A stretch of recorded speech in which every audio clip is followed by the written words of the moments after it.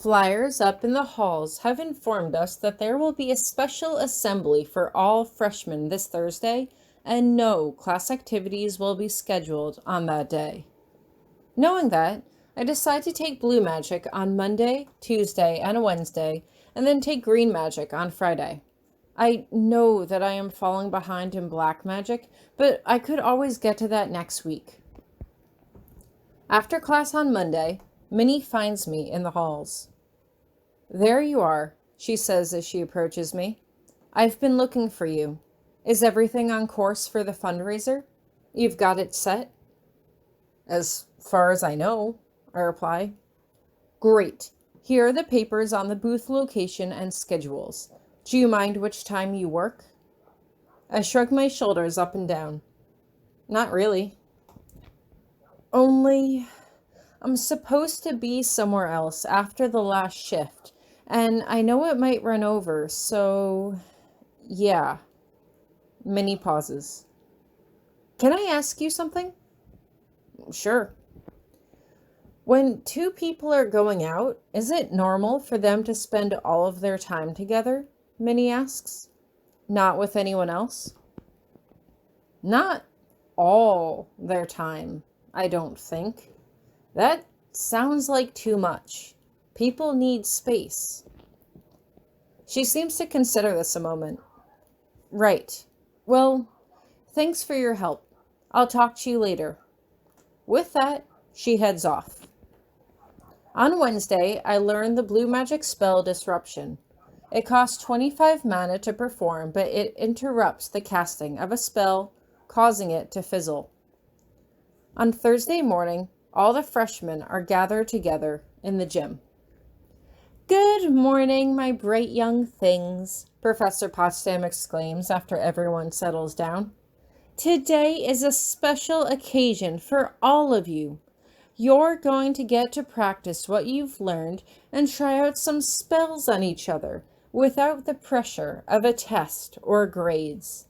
This is an important lesson because, in future exams, you may come up against other spellcasters. You need to know how to use magic in combat and how to avoid magic being used on you. Will everyone please team up in twos?" There's some jostling and shuffling around. Ellen and Virginia pair off, and I end up standing by Virginia's brother, Donald. "Please pay attention before we begin.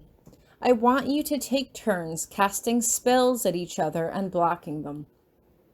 This is not a battle, and you're not trying to defeat each other. Think of it like a game of catch. One of you is the pitcher, and one of you is the catcher. You can only pitch when it's your turn, so defenders must only defend and not attack. Also, please don't interfere with any other pairs. That includes casting spells that tend to be messy. No fireballs or ice storms, please. Target only your partner. I will be on hand to deal with any injuries or accidents. If you hurt yourself, please call for help. I'll be right there. Have fun!" Fun? I turn to face my partner. "Ladies first," Donald says. I'm not sure what to cast. I've never done this before." "You can do a push spell, right?" Donald asks. "Sure, that's easy." "All right then, are you ready?" I nod. 3, 2, 1. I start to cast the spell, but suddenly a wave of cold sweeps over my body and I can't move. My spell fizzles, uncast. Donald laughs. "I wasn't sure that would work." I struggle to move, but my body is still frozen. It'll wear off in a minute." As he said, I unfreeze shortly, but my fingertips are still tingling and sore. "All right," Donald says. "It's my turn now. Are you ready?" "I suppose." Donald points his finger at me. "Uno, dos, tres." I cast push object to make him fall over and possibly disrupt his spell, or I can just dodge it by physically jumping out of the way. Then again, I did just learn disruption yesterday. It cost a lot of mana to perform, but that was what the spell was made for, wasn't it? I cast disruption, but nothing seems to happen. Did it work? Donald asks. Did what work? Did you feel me zap you? Donald asks, but I just shake my head. Nope, I say with a grin. I guess but my spell worked. We worked together for a while, trading spells back and forth. Then Donald holds up his hands and leans in close to whisper something. I've got a great idea. When I say go, you drop to the floor and cover your eyes. I'm going to cast something over your head. Okay. Go! On cue, I duck and cover. There's a whooshing noise and a burst of heat overhead, followed by screams. Donald! Professor Potsdam scolds, rushing over to him. What are you doing? Ooh, you're in trouble, Virginia taunts as I get to my feet. While your flaming dragon was very impressive. Aw, I miss the fire dragon. I did specifically tell you to avoid large spells. If poor Tori hadn't managed to get out of the way, you would have hurt her quite badly. Virginia snorts. Like he cares. This is very disappointing, Professor Potsdam sighs. You've always been so careful in your creativity.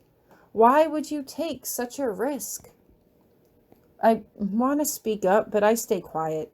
It wasn't like I actually knew what Donald was going to do. If I spoke up, Potsdam might hold me equally responsible, and I didn't want to end up in detention and Professor Grabiner's bad side. I knew what I was doing, Donald insists. Well, maybe you did, but it's still a bad example for the other students, don't you think? I'm sure you know that you will receive detention for this. Of course, Donald says with a wide grin. I'll also have to give you 10 demerits. Donald's expression falters. Yeah, well, try to be good now, Potsdam says as she suddenly spots 2 other students. Jacob, put Mr. Arrays down! She hurries off to deal with them. Luckily, there are no major accidents for the rest of the session.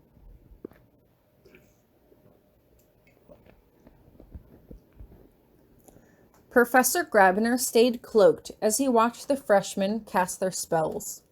Most of it was amateur work. Breeze? Did they expect a gentle gust of wind to intimidate their opponents? Spirit sense? Did they expect the spirits to come to their aid and eliminate their opponent for them? He made a conscious effort not to look at Tori, but he couldn't help himself. She had paired off with Mr. Danson, which was quite unfortunate. He didn't have a better word for it. Mr. Danson would, no doubt, eventually ruin this demonstration with an inane prank, as he so often did, and he could only hope that Tori wouldn't be caught up in the middle of it. He was extremely pleased to see her using disruption in order to stop his spells as soon as he could cast them. It was strong blue magic, and if his memory served him right, Tori was the only one in her year level who had blue magic proficient enough to use that spell. But there he was again, focusing too much on Tori. No sooner had he turned to leave the gymnasium than he saw a shadow loitering in one of the gym's open doorways. Still cloaked, he heads over to the figure, only to see that it was Mr. Ramsay, watching the students practice dueling with his hands shoved in his pockets. Was he waiting for someone? Was he planning on interfering with the freshman duels in some way? Is there something you need? Professor Grabiner demands, only uncloaking himself when he was standing directly behind Damien. He jumps, predictably, and Professor Grabiner can't help but smirk. No, sir, he replies. No, I was just passing by when I heard the... Freshman classes are canceled today, Professor Grabiner says firmly. Senior classes are not.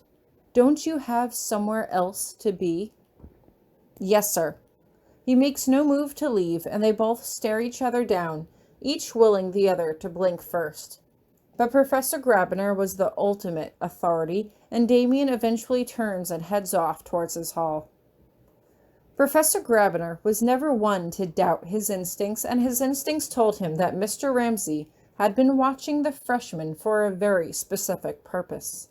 But what kind of ulterior motive did he have? Who was he targeting? Professor Grabiner wasn't sure, but he was not about to let an innocent student be harmed by an otherworld creature under his watch. Not again. Never again.